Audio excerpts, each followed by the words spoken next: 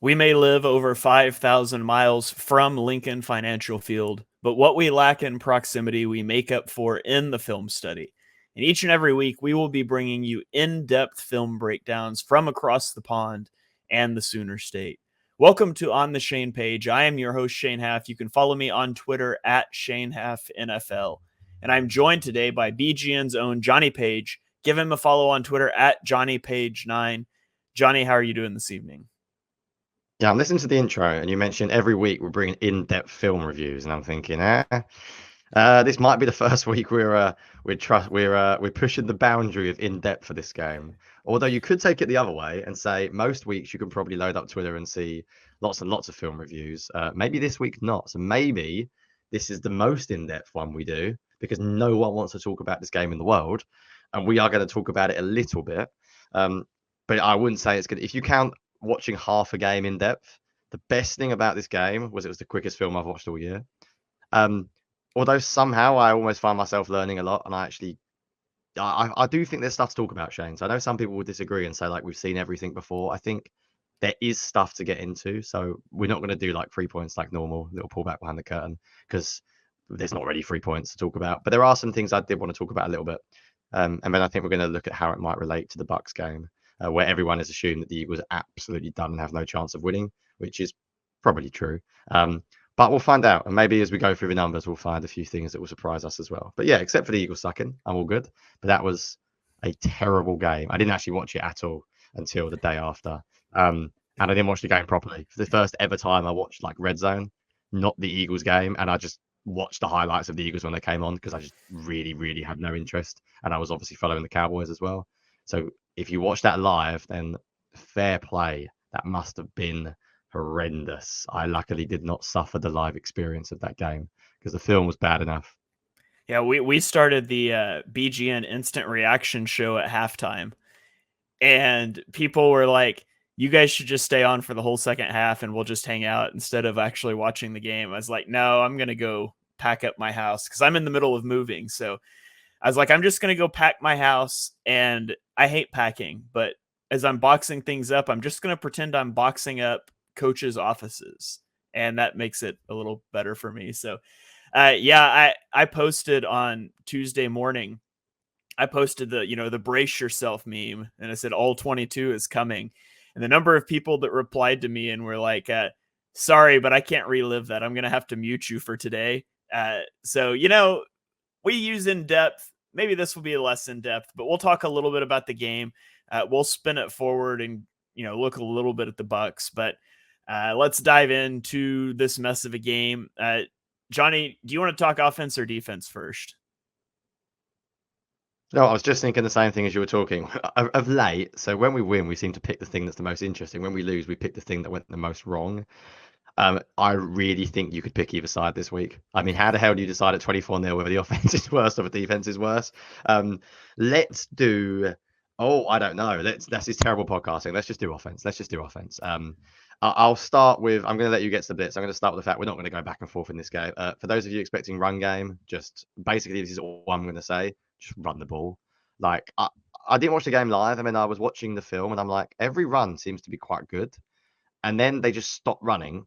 And then I look at the numbers after the game, and I see Kenny Gainwell's averaging like I don't know what 10 yards a carry or something ridiculous at some point. And then I see your tweet where you mentioned he was like 5 carries for 53 yards, and then just they didn't carry the ball again until they're like 24-0 down. And it sort of summed it up for me. Like this team can run the ball. I said last week I feel good about the offense running the ball. I really do. They ran some tackle trap. They ran some outside zone pinball. They're so good outside zone pinball, Shane. They're so good at running it at the moment. Like the flow that offensive line has, that 12 personnel, they are killing it. Just run the ball a lot. Like I will accept losing, and if they run the ball and it doesn't work and everyone gets annoyed, I'll accept it. So basically, the only things I found interesting in this week was running game and the Eagles play against the blitz. Like nothing else excited me, and the fact that Jalen Hurts and AJ Brown seemed to be okay. Because when I saw that on red zone, I was ready to throw everything out the window. When I saw AJ Brown go down, I've got nothing else on the offense. So I think we might as well get into the talking point that everyone's on about this week, which is the Eagles against blitz. I think you've got a little bit blitz mad this week as well as I have. do you want to talk first? And I lied because I always lie. I've got one other thing I want to talk about, but I'll do that after we get to the blitz. There's one play in particular I want to speak about. It's Marcus Mario's interception, which you might think is a bit of a niche topic. I'm going to explain why. But let's do the blitz first. Yeah. Start us off. Tell me why the Eagles are terrible against the blitz right now. Because they're designed to be terrible against the blitz. Like, it's really that simple. We could get into causes. So I've never done this before. I did a live all 22 breakdown this morning. It's on Twitter, YouTube. I think it'll be on the BGN YouTube if people want to check it out, where as I tag plays for this show, I just tag them with the play number and the side of the ball. So for example, like my third offensive play would be 03. And then I put a space and I just put a keyword: blitz, pin pull, crash, whatever it is that I want to point out. And so I just pulled in like some of the plays that I tagged as blitz, and I went live and I wanted to look at like pre-snap. What do I see? How could you attack this? And then show that the way I would say you could attack it pre-snap will work. And the Eagles just run all vertical routes anyways. And that's really it. Like, that's it. The Eagles just don't build anything in. And you can go check out that video. It'll be up on the BGN YouTube page by the time you're hearing this podcast. We've always said this podcast is it sort of accompanies that. And so go check that out. I don't want to just necessarily re-break all of those down, but then you have people are starting to say online that there's not hot routes in this offense because Jalen Hurts can't throw them. You go back to 2020 when Nick Sirianni was at Indianapolis as the offensive coordinator for Phillip Rivers, and it was West Coasty. And, that was one of the things that people talked about Nick Sirianni when he was hired. Different offense every year for a different quarterback for like 4 years in a row in Indianapolis, and he will change it to fit his quarterback. And so they're saying because that's not here, it's an indictment of Hurts. He can't do it. And I just think that's absurd. Like, one, if Jalen Hurts can throw a slant on an RPO, he can throw a slant against the blitz. Like, it's the same throw. So physically, he can make that throw. So we start there. So then we get into the mental aspect of it. If your argument is Jalen Hurts can't see the blitz pre-snap, it's not like teams are being tricky here and blitzing a safety from 8 yards off the ball while they drop an edge rusher into coverage. That's what the Eagles are trying to do, and it doesn't work. Like, it's not exotic pressures from depth. Like, it's blatantly telegraphed. The Giants put 7 guys on the line of scrimmage, and they say, we're coming to get you, and you can't stop us. Like, it's not tricky. So I don't think it's that. You can tell from his body language and his drop that he's already kind of in panic mode because there's a blitz coming. He knows. And so maybe you want to argue that Jalen Hurts doesn't want hot routes because he wants to hunt big plays. And maybe he sees the blitz as a way to do that. And if he makes one guy miss, you're out on the edge and you can extend a play and try to get a big chunk gain. If that's coming from Jalen Hurts, then Nick Sirianni, Brian Johnson need to be the grown-ups in the room and tell him, no, that's not how football is played in the NFL. You can't live out of structure like this. So if it's a preference of Hurts, it should be overruled. If it's a preference of the coaches because they want to hunt big plays, then that's an indictment of them. And so then the last thing, and I think this one holds more merit than anything, is that people say that hot routes aren't in the offense because Hurts is jumpy in the pocket. And he sees the pressure coming and he wants to fall away. He wants to run away. And maybe that's true. Maybe that's true because he has no answer. It's a what came first, the chicken or the egg? Is Hurts immediately dropping his eyes and running because he knows every route is going past the sticks? Or is every route going past the sticks because they know Hurts will just stand in there? I don't know which of those it is, but neither of them is good. Because if it's truly that if they run a slant against a blitz, Hurts would run away anyways, the coaches are doing him a major disservice by enabling him to ingrain these bad habits. Like, I coached high school basketball a few years back, and when we'd have a good player that just never learned to use his left hand, we didn't dial up every play to go to the right. We made him work on his left hand. The point of coaching is to develop players. Give Hurts answers to the blitz, make him take them, and you get better. And maybe in January of 2025, we're not sitting here on a week 18 recap show talking about how the Eagles still have no answers for the blitz. So I don't care. Like, I'm not saying it's 100% on coaching. I'm saying coaching is not giving Jalen Hurts answers. And they may be doing that because of a weakness of Jalen Hurts. That's fine. You work on that weakness and you turn it into a strength. And I just think it's a major indictment of the coaching staff. We've talked all year that coaches aren't dumb, we think. Like, they've got to be doing things for a reason. And I don't understand what the reason is, but I cannot think of a reason that doesn't make this still look really bad on the coaching. Yeah, I could not agree more. Like, I think Jalen Hurts is a very, very good quarterback, and I was always count myself as a skeptic who is now fully convinced by him. Either way, I think you summed up. You put out a brilliant tweet. Like, either way, it's a fault of the coaching. Like, Jalen Hurts isn't going anywhere. He's a very, very good quarterback. He's paid a lot of money. So if it's the coaching who can't change Jalen Hurts, then get a new coach. All we've heard about Jalen Hurts' whole career is he's incredibly sort of willing to take on board coaching, unlike someone like Carson Wentz was. I can't imagine he's sitting there going, absolutely no, I'm not doing this type of throw. I want to talk a little bit about like how to play the blitz this week, because there's a lot of things going around my mind in this. Like, people are now obsessed with hot, and we've been talking about hot routes for ages. And I think people need to sort of remember that, like, if you run quick game, you don't need hot. Like, so let's talk about what hot actually is. Like, hot is normally where you have a concept, might be a down the field intermediate type style of concept, and then if you see pressure coming, you might have a certain receiver, or maybe even two, depending on what side you think the pressure is coming from. If you're in like a 2x2, for example, both your inside receivers might do the same thing, depending on if the slot or the apex defender blitz over on their side. And essentially, it's meant to be like a quick throw where that receiver will change his route based on the fact that the guy covering him is blitzed. The Eagles never do that. Now, when the Eagles do well against the blitz, it's not by hot routes. There are other ways you can beat the blitz. Like, I really wish the Eagles have had hots installed, but there are other things you can do. Like, as I said, if you run quick game, if you use motion, if you take a concept like mesh, which a lot of people know about, or like drive, where you have a shallow crossing route. Let's say you put the receiver in motion and you run a shallow crossing route. I mean, that's essentially like a good route to run against the blitz if you want to argue that you can maybe get in his hands and he can run away. There's different things you can do. The other big thing, I think, what really good teams do against pressure is they use motion, and we don't use motion. So you can talk all you want about whether motion is necessary or not, and I've always defended the Eagles a little bit in there and said I don't think it's as necessary as some people say it is, depending on the style of the Eagles offense, and I understand that. But you can also use motion.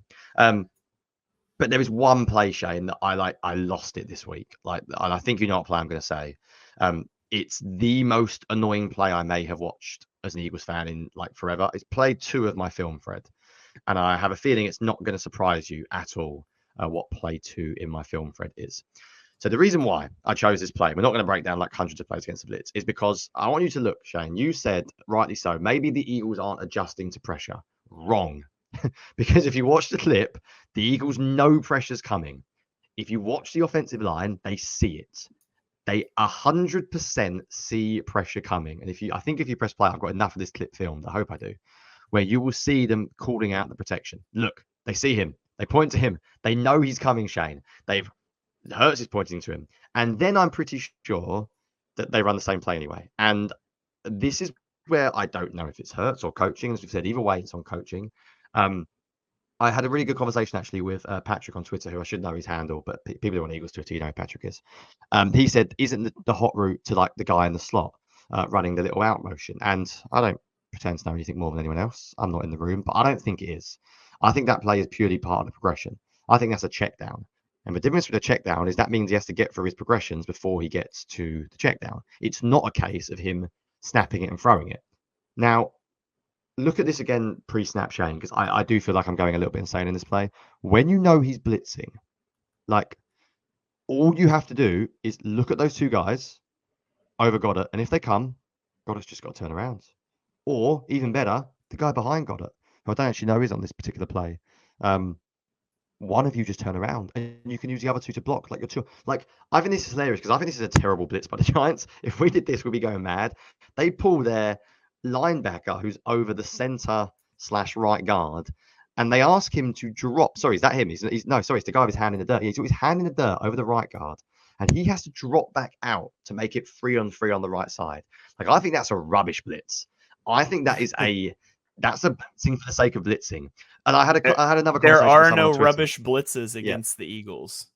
Yeah, fair enough. And you're right. And I had a conversation with someone as well who says, why doesn't Hurts just throw it to Goddard? And I get it. Like, it looks open, but he's not turning around. Like, you don't see quarterbacks throw to receivers who aren't looking. The ball could hit them on the head. It could land on the back. It could bounce up anywhere. This has to be planned. Like, I don't really know what to say anymore about this play because I find it so easy. And I'm certain, Shane, that they've seen the blitz coming. I'm certain. And I think, and I don't want to put a number on it. Let's say 80% convinced. I'm convinced this is actually the way the play is meant to work. So if you let me explain, I think the plan here is we've seen the blitz coming. We know it's coming from the right.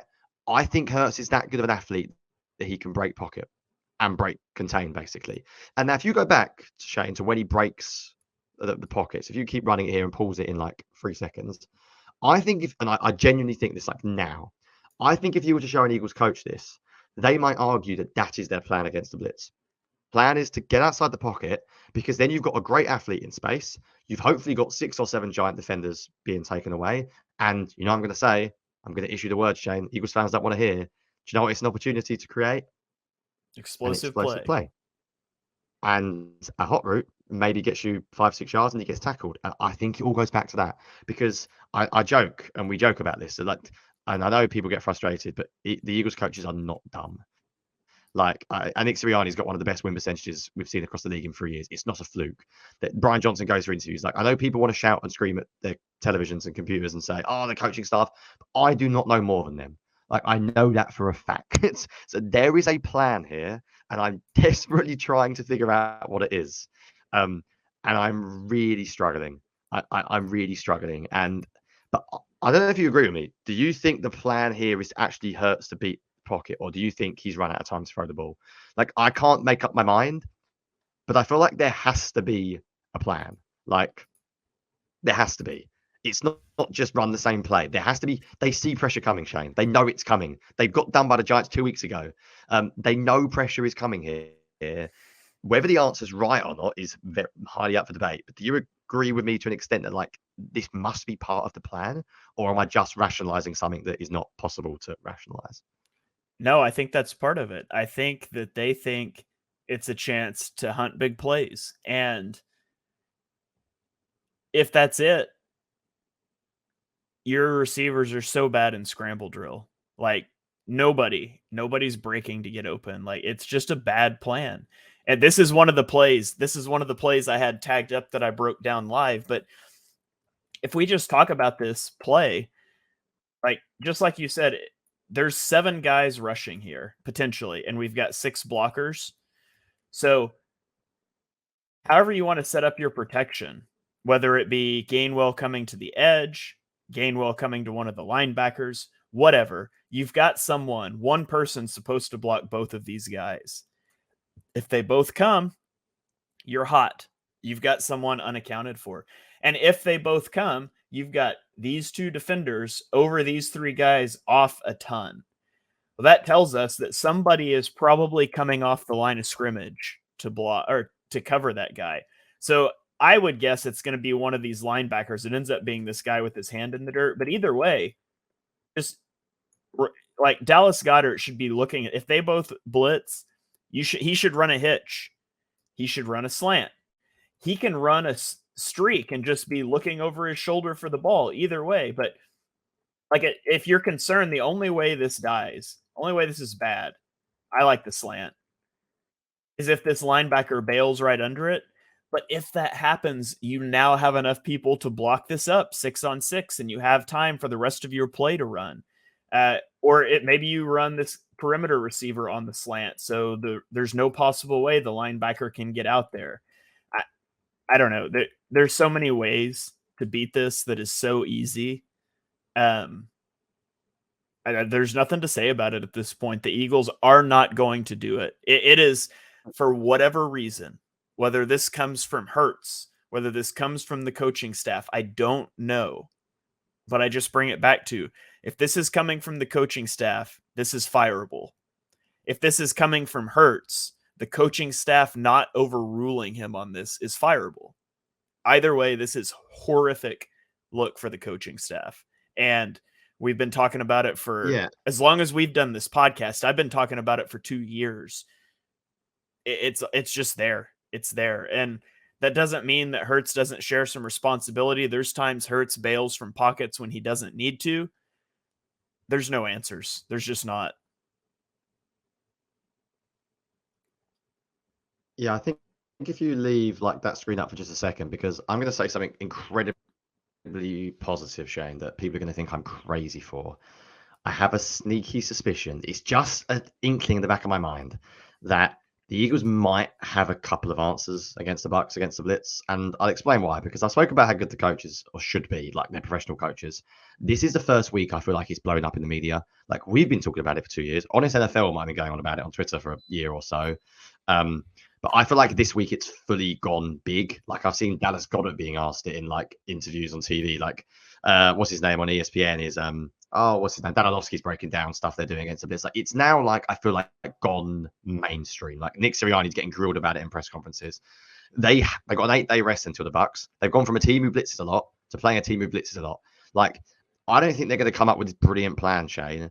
But I mean, I've seen them do some stuff this year against the blitz. I've seen them run hot. You could just literally, and I'm not kidding, just I'll accept now. And people got annoyed at this. They hated the bubble screens and stuff. Just run a screen. Like it's better than getting sacked. Just hope your guy wins 1-on-1. Run Kenny Gainwell here on a tear motion or whatever. Out to the right. Throw it to him. Create a 4-strong look. He's got 3 blockers in front of him. You might have a chance. Some other things I'd like in blitz. I think you can get under center as well, because I think it means that you haven't got to catch the ball and hold it and throw it properly. So I watched a lot of what Lamar Jackson did in the Ravens against the blitz against 49ers a few weeks ago. And by the way, a lot of what they do is just throw it short and hope their guys can make plays after the catch. I wouldn't say it's this brilliantly designed scheme that wins down the field all the time, but that is doable. Maybe I'm crazily optimistic, Shane, and I'm just going to end up entirely wrong. But I feel like there has to be some answers this week, because let's not be dramatic. Like both Sirianni and Brian Johnson can lose their job if there's not. Because if there is nothing, I think they might be done. At least Brian Johnson's done. Because it's inexcusable. Like it really is inexcusable. There is not really anything else to say at this point, except for like your professional coaches. You've got 8 days. I'm not asking for the world's best answers here in 1 week. Just put a few in. Just know certain hotspots, 3rd and long, maybe even 1st down, where the pressure's going to come. And worst case, just play 12 personnel and block. Like there's stuff you can do very easily. We don't need a whole off season. You might need a whole off season to figure out your philosophy towards the blitz. You don't need a whole off season to tell Dallas Goedert to turn around. Like you could get kids down the park and be like, oh, if the guy in front of you runs, just turn around and catch the ball. Like I know it's very basic, and football's not always that basic, but sometimes it is. Is there anything else you wanted to say about this particular play, Shane? No. Maybe they just need to start playing the song "Turn Around" on repeat in the locker room. Yeah, just put that on, load that up on Dallas Goedert's iPhone, and just make him listen to it all day during practice. Right, I want to talk one more play, Shane. Just one more play. Then we're going to get onto a little bit of defense, because we said we weren't going to spend long, and even now we spent 20 minutes on the blitz. Can you go to play 7 on my film thread, please? Because I think it sort of sums up this coaching staff and offense at the moment. This is Marcus Mariota's first play, so you might say, like, why the hell are you judging the coaching staff by Mariota? Now, this could possibly be like, by all means, blame Marcus Mariota. But the reason why I hate this play is just because, like, execution-wise, fundamentals-wise. So I am not a coach. I've never coached in the NFL, clearly. I wouldn't be doing this. And I'm watching this play thinking, right, so if you look at the pre-snap look, the Eagles have got 2-on-2 on the left. And one of the cornerbacks is right up on the guy who's going to catch the ball. And the other safety or apex defender is like 5 yards away. Instantly, I'm saying, this can never be thrown. Like, I'm trying to configure in my head how they're going to block this. So normally when you run a tunnel screen, your slot receiver blocks the outside cornerback, and then you basically hope the guy comes in on the screen, catches it, and beats the safety 1-on-1. Just look pre-snap. Like, this play's never on. It's obvious that this ball should go to the running back in motion. And it just sort of tells me, like, I know Mariota is his first play. And some people might say, listen, Johnny, you're being well harsh here on the coaching, because Mariota should just throw this to the running back. But I think this is a deliberate fake to the running back. And I'm not even sure this is like a real built-in read. I think he almost turns to fake it, and then it's meant to go back to the screen because you don't actually get any blocking on the motion really down the field. So I find it really difficult, right, to analyze this. But the reason why I mentioned this, Shane, there's a reason why I'm bringing this up, is because I said I'm not a coach. So because I'm sad and I like to know how these things work, the second I saw this play, I went on YouTube and I typed in coaching clinic tunnel screen. And anyone can do this. Like, you can go on YouTube, you can go on Google, just type in how to run a tunnel screen. And I can't remember whose coaching video I found. It might be one of the ones that you always see, like James Light or something. And the very first point, Shane, right? They broke down the screen because everyone draws it the same. Everyone draws it the same. They said the exact same as Eagles do it here. They said the way you do it is your slot wide receiver marks the outside cornerback. Your left tackle has to get in space and block the safety, right? Simple. Simple. So everyone blocks this the same. Now, this was the very first thing, and I'm not kidding, that the video I watched said. And again, anyone can go on YouTube and type in these videos. He said the problem with the tunnel screen is you have to be very careful if the cornerbacks are very close to both players. Now, before it snaps, Shane, look at the position of both of them. That is nearly an impossible block, like for the slot receiver. The second thing they said was this play is very difficult against a press corner because there is very, very limited room for the slot receiver to get out and block the outside cornerback. Well, look at this play, Shane. He's in a press position. And the second thing it says is you need to make sure the receiver doesn't go backwards. He almost ends up running flat. You want them coming across almost like that motion that Miami runs. Because what you can then do is you get a much better blocking angle because the cornerback has to come flat, not down. Does that make sense what I'm saying? The cornerback has to come sideways rather than downhill. Because if the cornerback comes downhill, the slot wide receiver is not going to be able to block him. Whereas if the cornerback comes flat, he's going to run straight into the slot wide receiver. I'll be honest, Shane, until this week, I'd never thought much about tunnel screens or analysed the coaching behind it.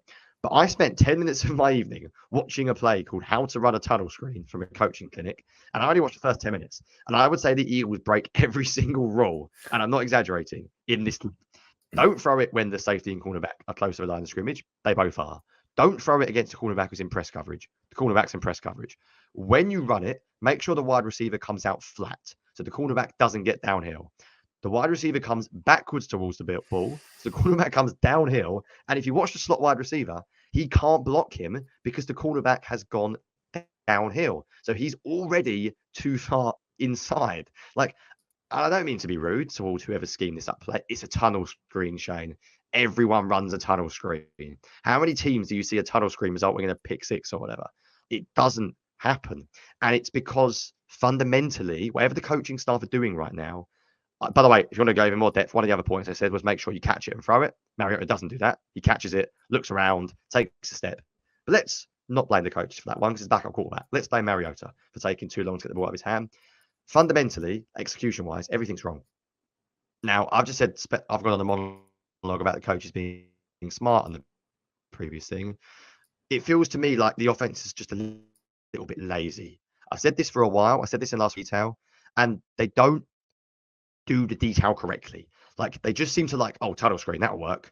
This stuff has to get repped. It has to get coached hard. The NFL is difficult. Like, I'm not blaming individuals. The players know exactly what they're being told, but it's hard, Shane. There's a lot of plays offenses run. There's a lot of specific details to remember. But guess what? It's a very well-paid job that you spend a lot of time preparing for. And it's the reason why I wanted to talk about this play was I've spent 5 minutes talking about a tunnel screen, but I find it such a nice example of fundamentally why the Eagles are not executing well. And it's too easy talking about play calls. This is a tunnel screen. Everyone runs it. It's about the execution. Like, you could do other things here, Shane. You could use, as I said, the motion that the Dolphins use to give it to the guy else. You could even do a stack. Run a screen from a stack. Have the slot receiver directly above the guys catching it. There's hundreds of things you can do. But the Eagles are just like, oh, yeah, two wide receivers next to each other. Yeah, tunnel screen. Yeah, we'll run that. And Marcus, you can almost imagine them going, oh, it's Mariota's first snap. Let's give him an easy one. Go into empty. Let's run a screen. Nice, easy throw. Get him a completion. And they don't seem to think about the look, what they're coming up against, what to do if the Giants press, what to do if their safety is quite close by. Is the receiver know to make sure he comes flat? Like, if they're in press, we're going to do something different. So if they're in press coverage, we're going to use motion instead. So we can help them. Like, they just run the same play. I'm pretty convinced that play would be run that way, whether the Giants were in coverage where they're already far off, or whether they were really close. I spoke about another play last week, the 3rd and 20. Another play where it's just a screen, and it's such a small thing, but it's a minor detail of execution that I think the offense is failing on. That point, I'm less optimistic about them fixing, because I think fundamentally they miss the small stuff, and I think that stuff is irreversible until either A, coaching style changes, or B, they really assess what they're doing wrong and they really fix it hard. And this is not just a Brian Johnson point. Brian Johnson is the leader of offense as well as Sirianni, but he's not in every single meeting repping every single play. That's wide receivers coach. That's quarterbacks coach. It's everyone in that building. And it's a bit depressing, but I thought it was a really nice play because it took me 10 minutes to look at a coaching clinic. And these are guys that are paid to be that knowledgeable. And I'm not being rude, but I don't see it right now. In the words of Jason Kelsey, it's the whole team. It's a fundamental failure all the way across the board. Coaching staff, players, schematic, execution, it's all of it. So, yeah, good job on that. I also just wanted to point out that it's the most predictable call in the world, right? Backup quarterback's in, we motion to empty, we're throwing a screen. Neither one of those corners takes a single step back. They're coming downhill. That's the worst, one of the worst defenses in the NFL, knowing exactly what you're about to do before you do it because you're so predictable. And maybe the predictability of the offense is why the defense goes so overboard to be quote unquote unpredictable. And so we can talk about that as well. So watching the defense, it all starts on the first play. The Giants watched what the Cardinals did last week, and they know, hey, if we go 12 personnel, the Eagles are going to counter that with a 5-man front. And then if we put 2 wide receivers on Hassan Reddick's side and 2 tight ends on Josh Sweat's side, Hassan Reddick will drop into coverage. And that's what they do. The Eagles do exactly that. You've got Jalen Carter trying from a 4-eye technique. That's head, like he's head over the inside shoulder of the tackle, trying to contain a mobile quarterback while being double teamed. And obviously it doesn't work. Tyrod Taylor breaks the pocket. You get Hassan Reddick in no man's land where he's got to decide whether he comes up and plays the quarterback or stays with the receiver. You get an explosive play on the first play of the game. And it's just frustrating to see this continue to happen. Like at the very least, if you're going to do that, put Jalen Carter on the other side. So you're not guaranteeing a double team for him. Like with that one play call, the Giants neutralized the 2 best pass rushers that the Eagles have. Hassan Reddick because they got him into coverage, Jalen Carter because then they could double team him. And, I put out a clip of Jalen Carter just murdering the right guard later in the game when he's one-on-one. Like, it's amazing how good he can look when you don't scheme up double teams for him. I don't know. I'm at a loss with the defense. There's another rep that I'll show that people were really upset about. They were after Avonte Maddox on this one. And I'm pretty sure this is Josh Sweat. I broke this play down. So first of all, the Eagles are going to drop Josh Sweat into coverage. And they're not going to drop him into coverage so they're rushing 4. They're going to drop him into coverage so they can blitz Kevin Byard from 8 yards off the ball. So that's step 1. Drop a pass rusher so we can blitz a safety from a different zip code. And so the resulting thing is we're doing a fire zone blitz. That means we've got 3 deep defenders. And we've got 3 underneath defenders, which is going to be 1, 2, 3. Now, the way fire zone blitzes work is our outside defenders, they're man on man against a number 1 receiver if he goes vertical. Then our number 2 guy here, Avonte Maddox, he's responsible for number 2 if he goes vertical. Josh Sweat relates to the number 3 receiver. Here's the issue. Who's the number 3 receiver right now? Well, it's Saquon Barkley out of the backfield, right? However, if Saquon Barkley goes outside, and this guy comes inside, who's the number 3 receiver now? Well, it changes. It's now this guy on the slant. And so Avonte Maddox doesn't mess this up. Avonte Maddox is supposed to relate to the number 2 receiver, which as they cross becomes Saquon Barkley. Josh Sweat messes this up. And I mean, to be honest, how dare an edge rusher not realize that the number 3 receiver switched because they crossed each other with complex matching rules? Like, I don't expect Josh Sweat to know that. Like, this is just putting a guy in a position to fail, and you get this resulting play, and he runs another 30 yards after the catch because the Eagles can't tackle, and even if they could tackle, there's nobody in the vicinity. And there's stuff like this all the time. You get another one that's a big play to it was a big play to, where's it at? I've got it right here. It's a big play to Saquon Barkley. And like, just tell me how this is ever supposed to work. You've got Nolan Smith. This is the worst play I've ever seen. Like, I'm genuinely not kidding. It might be the worst play on defense as a call I've ever seen. Like, it's so bad. So yeah, step one, we're going to try to have Nolan Smith cover Saquon Barkley 30 yards downfield. Not how I would use a first round pick edge rusher, but it's what the Eagles want to do. Okay, fine. You live with that.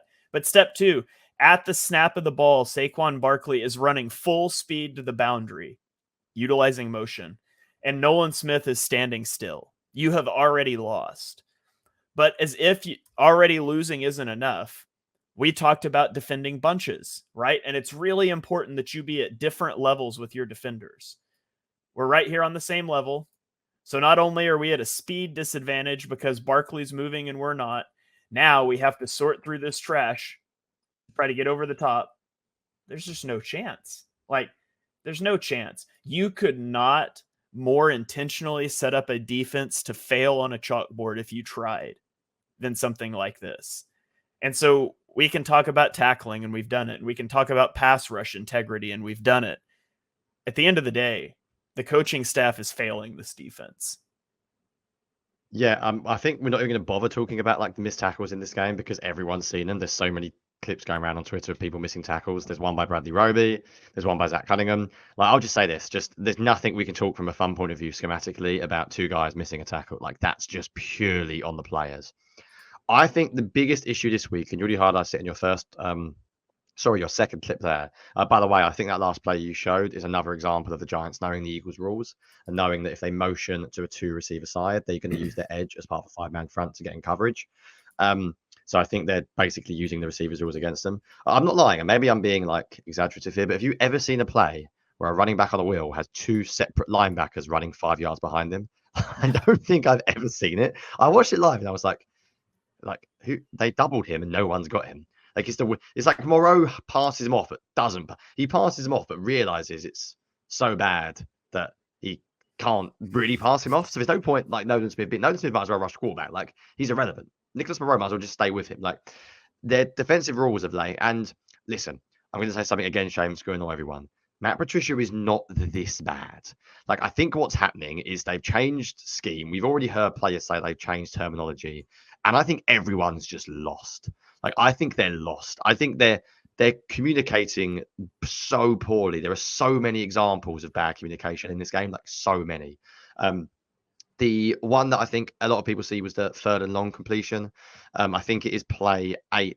Or no, it's not. It is play 7 on my film thread. I don't actually know if it's definitely on Maddox, but normally when you run cover 3, especially on 3rd and 11, if you're the slot corner, you need to make sure that you get depth to take away the intermediate route. He's playing 4 yards away from the short one and he's 6 yards away from the deep one. You need that to be the opposite.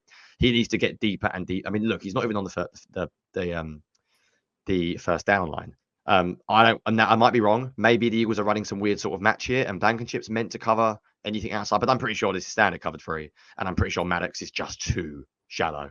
Like, if you pulls it and you stick Maddox like now, if you stick him 5 yards deeper, he's on the 3rd down line, basically. Sorry, where the first down marker is. And that throw's not made, and the throw gets made short, and him and Blankenship charge, rally, it's a 6 or 7 yard gain. Like, this happens around the NFL everywhere. But to defend Maddox, and Maddox is experienced, and he's not played well since he's come back, but I would also assume that what you want your defense to do here is Blankenship and I think it's Eli Ricks here shouting. Like, they have I don't know what the call is here to get a cover 3 cornerback going back, but like make sure he's aware that someone's behind him. Like, I just think there's a total lack of communication. The other example, which is like hysterically bad, like genuinely hysterically bad, is play 11. Because this is the exact play that I want the Eagles to do more of. I want them to play zone, match. I want them to rush 4. I basically want Jonathan Gannon back for the next 2 weeks. I'm sorry I said it. Just rush 4 and play match. So if you look here, you've got 4 over 3 and you've got 3 over 2. So what we call, and again, I don't know the exact rules. They might call it something different, but normally you see a form of box coverage with the 4. You see a form of triangle coverage with the 3. If you're wondering where the names come from, it's not rocket science because you get 4 defenders. You can draw a box. You get 3. You can draw triangle. I'm watching this like, yeah, brilliant. And they had a really good snap, actually, of match coverage in the first half. I tweeted that out just to make myself feel happy for a second. They had a really nice snap. Like, this is simple. Like, just look at the communication. You can see them all looking at each other. Like, again, how things are coached can be slightly differently. So I don't exactly know. And I hate putting fingers to blame on individuals because I think every defense can coach every play slightly differently. They might even say on this particular play, because Saquon Barkley is playing that certain position, for example, I want you to stay with. Like, do you understand what I'm saying? It's hard to always give exact blame. So I'm not going to blame individuals too much, but just look at the lack of communication. There should be like an undercall, or they need to be shouting. And there's just nothing. Like, there's just nothing. And the other issue you get is something that I think you have been the best on the podcast, or not on the podcast, on the Eagles Twitter this year, is their gap integrity is really bad as well. And quarterbacks keep escaping. And that's why people keep saying, why is the pass rush so bad? The pass rush is bad because they don't work as a team. They don't work as a unit. And I think the Eagles must just be lost. I think they must just all be confused. I think they're fed up. I think they're confused. I think the best thing about the Eagles this week, and we'll talk about it a little bit when we have a very quick look towards the Bucs this week, is just to go as basic as humanly possible.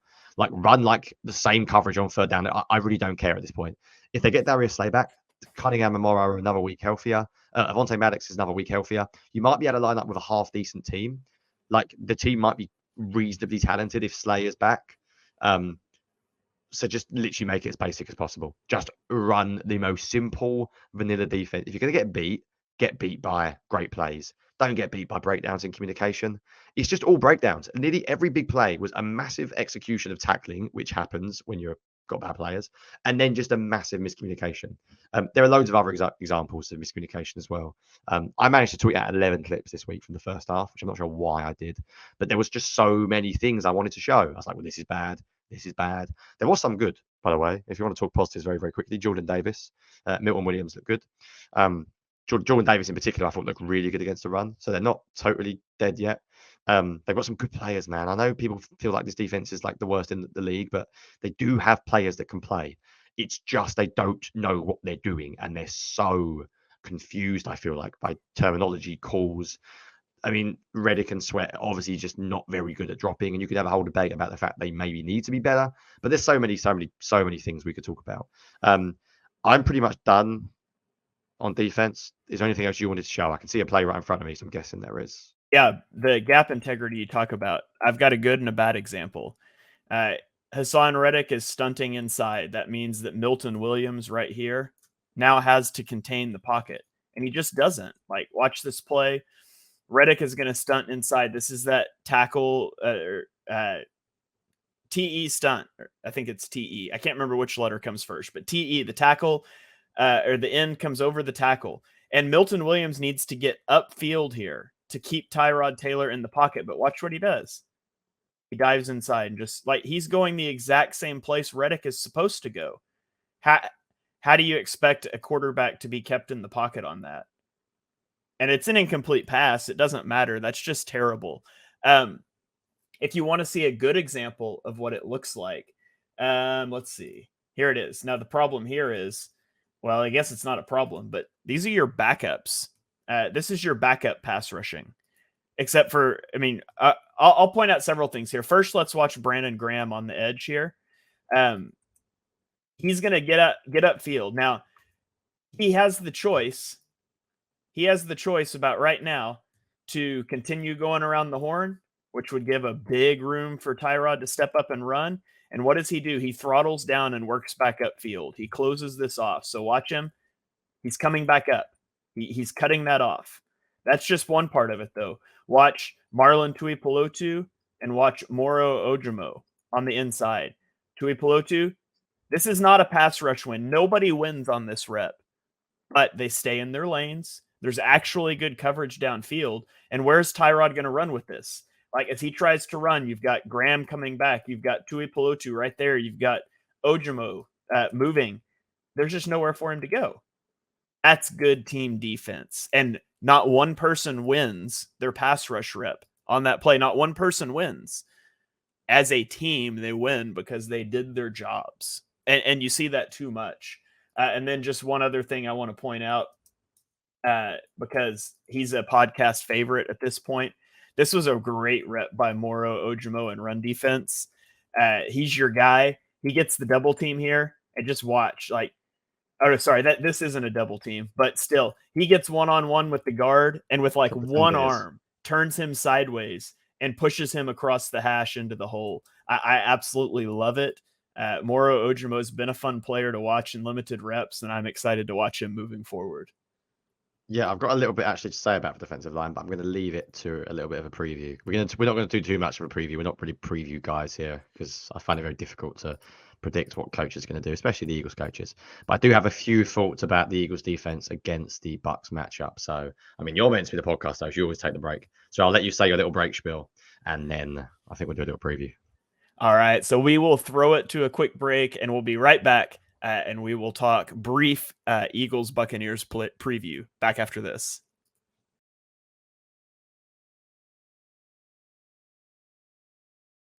And we are back here on the Shane page, turning the page to a wild card preview, a matchup with the Tampa Bay Buccaneers, a rematch from a Week 3 game where the Eagles rushed for over 200 yards. And so I know a lot of people are really defeatist about this game, and I certainly get it. Eagles losing 5 of their final 6 games. The Buccaneers have won 5 of their final 6 games. But I don't think people have watched the Buccaneers. This is a team that's beat the Carolina Panthers 9-0, and were the beneficiaries of a fumble out of the end zone for a touchback. Like, it very realistically could have been 7-9 with the Panthers just needing a field goal to win that game and knock the Bucs out of the playoffs. This is not a good football team. However, I certainly get it. The Eagles have not been a good football team as of late either. And Johnny and I talked about this off air. Neither one of us really loves previewing games. I would much rather watch film and tell you what happened than try to make guesses about what I think will happen. But we can talk schematically about some things that the Buccaneers do, some things the Eagles could do to counter. So, Johnny, let's dive into this. Do you want to talk Eagles offense versus Bucs defense first, or vice versa? Yeah, let's do Eagles offense first. Why not? Why not? Okay, I'll throw the SIS charting numbers up here, and we can look at it and see if anything sticks out to you. The biggest thing that I know, the Buccaneers love to blitz. They blitz on 40% of their snaps, which is the 3rd highest rank in the league. Now, the Honest NFL on Twitter has been talking about the Buccaneers blitzing, and if you're not following him, you should. Now, if Johnny and I are like the 101 level football schematics course, he's like the graduate level course. He may be over your head, and that's totally fine. You can stick with us as well. I'm not trying to run anybody off, but one of the biggest things he's talked about with the Buccaneers is that they're not running pressures in the same way that the Giants do. In fact, most of the times they're sending only 5. And if you're sending only 5, you're just trying. It's what the Eagles do. You're trying to get one-on-one matchups across the board, hoping that somebody can win. And the Eagles can be better equipped to deal with that, because you shouldn't have free runners coming at Jalen Hurts. You should still be able to run your offense. And in fact, the Buccaneers have not been a good team blitzing. If you look at success rate, they go from the 8th best defense by success rate when rushing 4 to the 22nd best defense by success rate when they blitz. So they do blitz a lot. They're not particularly good at it. And they shouldn't be. Now, they've seen what's on film, and Todd Bowles may scheme something up, but typically they have not been running the style of pressures that have given the Eagles difficulties. So when you think about the Buccaneers, especially about them blitzing, what do you expect to see in that matchup, Johnny? Yeah, so it's an interesting one. I'm going to talk a little bit about when I watched the game in Week 3. I think it was Week 3 we played them, right? It was yes. a long time ago. The Eagles' offense were really good, and I went back and read my film review, and I went back and had a look. at some of my film threads as well on the Bucs. And the thing that stood out was a heavy dose of 12 personnel. The Eagles really went after the Bucs with 12 personnel in that game, which is a good sign because they've been running a lot of 12 personnel of late, and I think it's their best look. The Eagles absolutely ruined the Buccaneers, as you mentioned, in the run game. It was a very simple run game, actually. It was inside zone, it was counter, it was QB draw, the good stuff. The Buccaneers, really struggled. Their linebackers in particular, I think they're playing a very, very aggressive style of defense, and their linebackers struggled a lot with sort of RPOs, read option. They were really confused in general in this game. Some of the interesting things the Eagles did was firstly, they ran the ball a couple of times against the Buccaneers blitz, because what the Bucs like to do was they like to overload a single side. And the Eagles were brave enough on, I think, in one occasion, 3rd and 6, just to run to the opposite side. So could we see some 3rd and 5, 3rd and 6 runs to try and defeat the blitz and try and get into 4th and short? The other thing they did was they had answers against the blitz, like actual answers. But I don't think they were, again, we're going to get into this discussion between hot and game, sort of quick game. I don't think they had clear hot routes necessarily. I think they just ran quite a lot of quick game. So the plays that they converted, for example, they ran like a nice slant Dallas Goddard that I remember watching, and it wasn't. I think it's a hot route. I think it was the schedule. It was a slant flat, like everyone does it. I think they just ran quite a bit of quick game. They also had an interception, and you might be thinking, why am I talking about that on the offense? Because it was, you might remember the play where DeAndre Swift ran a angle route and Hurts threw the ball behind him, and there was obviously a miscommunication there. So I think the other thing they tried to do was get the running back out the backfield. We haven't really seen Swift do that a lot. Like, it was a really big thing about 6-7 weeks ago. I have a feeling we're going to see a lot of running the ball, a lot of RPOs. I think we spoke about this earlier on, Shane, but like Jalen Hurts can throw to the middle of the field now. If he throws a slant from an RPO slant flat route, that counts as a good play against the blitz. It doesn't have to be a hot route. I think everyone's gone a little bit OTT. It's ironic. We've been talking about hot routes for years, and now everyone's talking about it. And I'm like, calm down about hot. Like, just run a normal concept that's not everyone down the field in intermediate routes, and you can also run that against the blitz as well. I think we're going to see a little bit more quick game. I think we're going to see a lot of RPO. The RPO split zone flat play they run a lot. I think you're going to see a lot of inside zone split, split zone, and then you're going to see that split flow where the tight end comes across the formations as if he's blocking. I think they're basically going to try and catch the Bucs linebackers out as much as they can because they're quite an aggressive style defense. You can see from the numbers here, they blitz a lot. They play a lot of one high shells. They stack the box. They like basically to be aggressive. I think the other thing you might see, Shane, is I think you might see a return of screw it, let's single high, let it fly down the field. Because I basically think when things go against the Eagles, I feel like they're quite aggressive in their bounce back. I've got a feeling they're going to play well on offense, and everyone's going to laugh because I'm the optimist. I'm not particularly optimistic about the defense, but I think they're going to play well on offense. That's really what the film Fred showed before. As we spoke about off the podcast, it's hard to predict too much because the Bucs have also seen this film, Fred. So the Bucs are going to say, right, look out for this, look out for that. However, I'm not sure you can change the nature of your linebackers.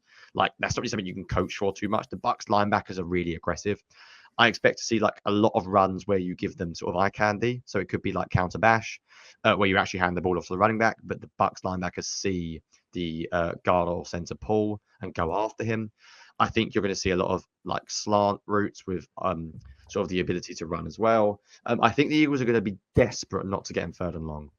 My gut is this might be a run the ball game because I think they are going to be make it everything they possibly can do in their power to not be 3rd and long on this defense. Because I think if you're 3rd and like 10, 3rd and 11, then it's hard to get into some of the stuff the Eagles want to do. I think if they can stay in 3rd and 4, 3rd and 3, then they can just run some quick game concepts and they can basically run that instead of having a specific plan against the blitz. That's really all I've got for the offense. Is there anything else you wanted to throw out there in terms of what the Eagles might do this week? Or I'm ready to bounce when you are. Yeah, just that the Bucs have a safety, Antoine Winfield Jr., whose name you need to know. He was a Pro Bowl snub, and the Pro Bowl's a joke, and I don't care about it at all. But there are 2 safeties in the NFL this season that have played better than Antoine Winfield Jr., but there are not 3. He is a top 3 safety in the league. He will traditionally be their single high safety, and I would not be surprised if you see him on A.J. Brown's hash a lot of the times. They don't play a tremendous amount of man coverage. It's a lot of zone coverage, and so he's going to roam center field. Either way, it's really functionally the same for that middle field safety. They will bring him down in the box, but that's largely going to be Ryan Neal in the box. But Antoine Winfield Jr. is a guy to keep an eye on. He can be a game wrecker for their defense if you let him. So that's the last thing I wanted to point out on defense. And we can click over to offense here. And we can see on offense, this isn't a very good offense. I mean, to be honest, that you can look at their success rates here. The things they do frequently, 11 and 12 personnel, they don't do successfully. They're the second highest usage of RPOs, but they're only 31st in success rate. They do a lot of play action, but they're 22nd in success rate. It's not a very good offense. And Baker Mayfield has really struggled in the last several weeks.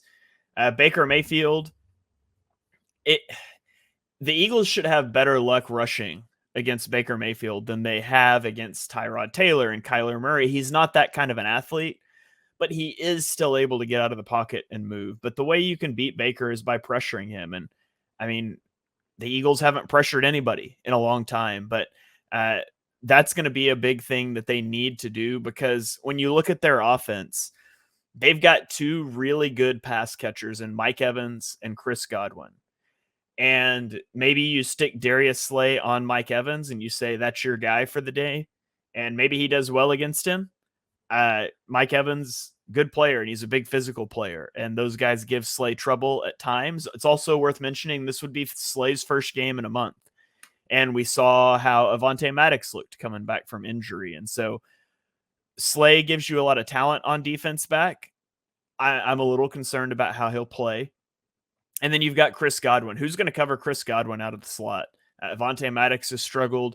If you manage to cover those guys up, their number 3 receiver is Rachaad White, their running back. He's number 3 on the team in receiving yards.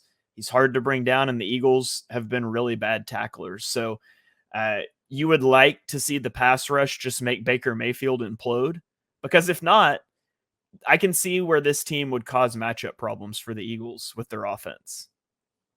Yeah, so I've got quite a little bit to say about the defense, actually, but I'll run through it extremely quickly. I'll just sort of throw everything out there. Firstly, in this game specifically, Evans scares the hell out of me on Darius Slay. Unfortunately, I don't think he's the type of player that Slay is good against, but I think the Eagles got no choice but to basically use Slay against him. I wonder if this is a game for Avonte Maddox early downs, James Bradbury in the slot on third down to handle Godwin more, and then get Keely Ringo on the outside. He's maybe a little bit more physical as well, and you don't mind the matchup as much. So the thing that's really interesting about this matchup, Shane, is don't go and read my Eagles defensive thread against the Bucs week 3, because oh my goodness, I was so happy. Like, this was the best the Eagles run defense has looked in a long time. And what was great about it, Shane, was they used a 4-man front. I am basically now team no more 5-man fronts. I'm out. I can't deal with it. Not because they're inherently bad, but because the Eagles are too bad in coverage. All they do is rush 4 anyway. They have to drop one mat in coverage, and it's so predictable.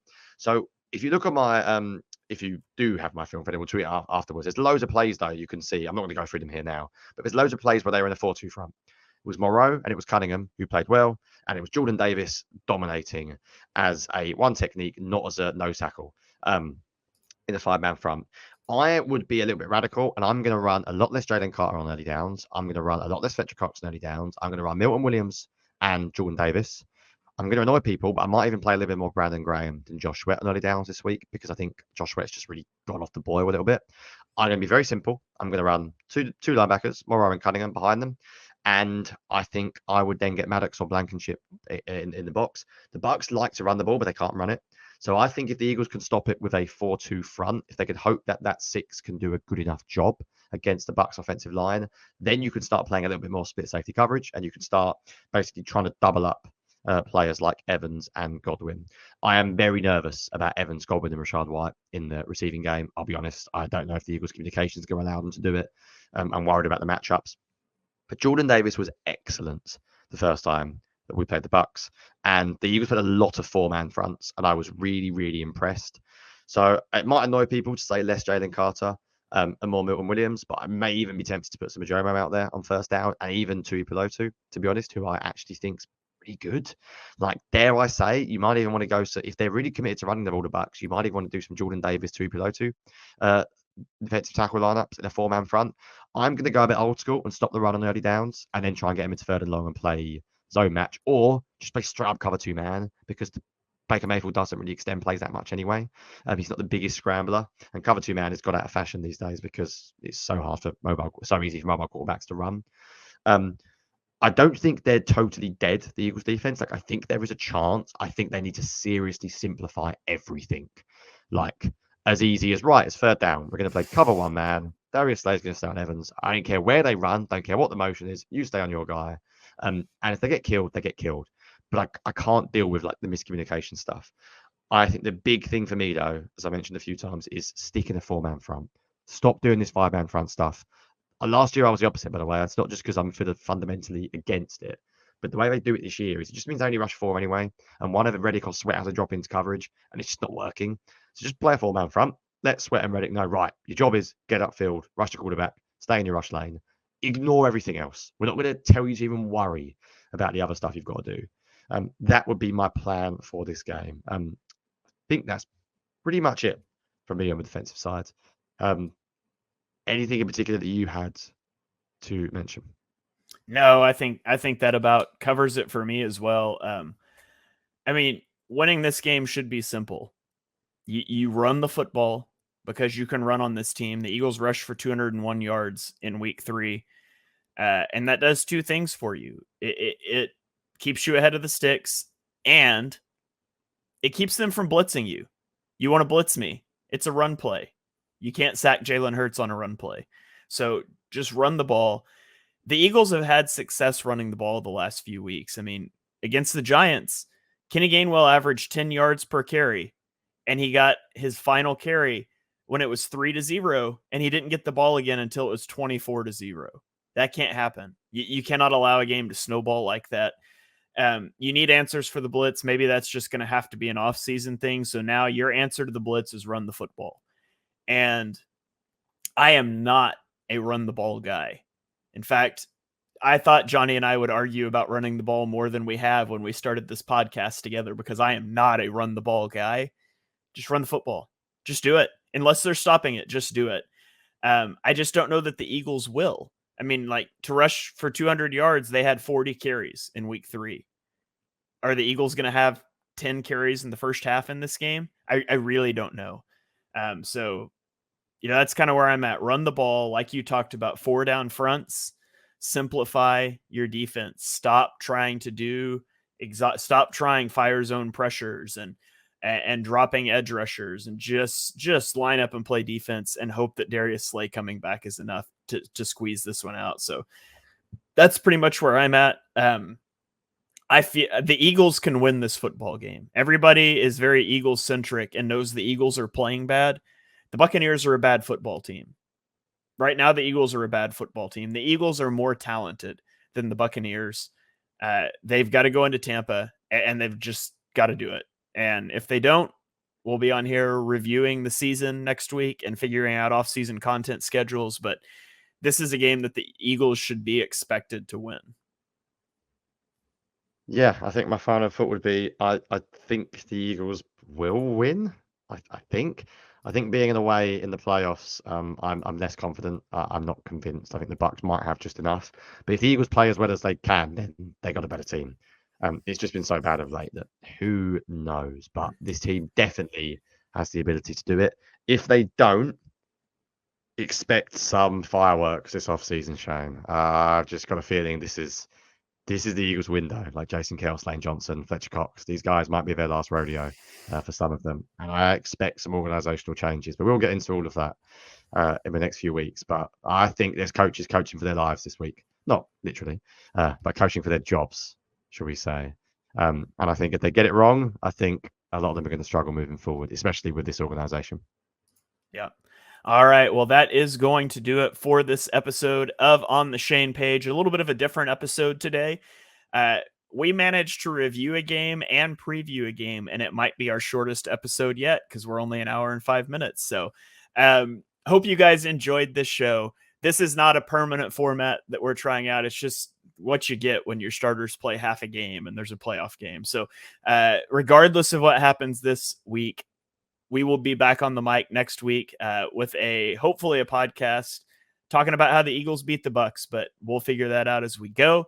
Thank you guys for joining us for this episode. You guys are awesome. All your likes and comments on YouTube are greatly appreciated. Reviews on Apple Podcasts, greatly appreciated as well. If you have things you would like to hear from us over the off season, schematic things, concepts you want us to go through and teach, we're definitely open to those things as we approach the off season and figure out how to format the show. So please reach out to one of us on Twitter, and we will see you guys next week. Go Birds.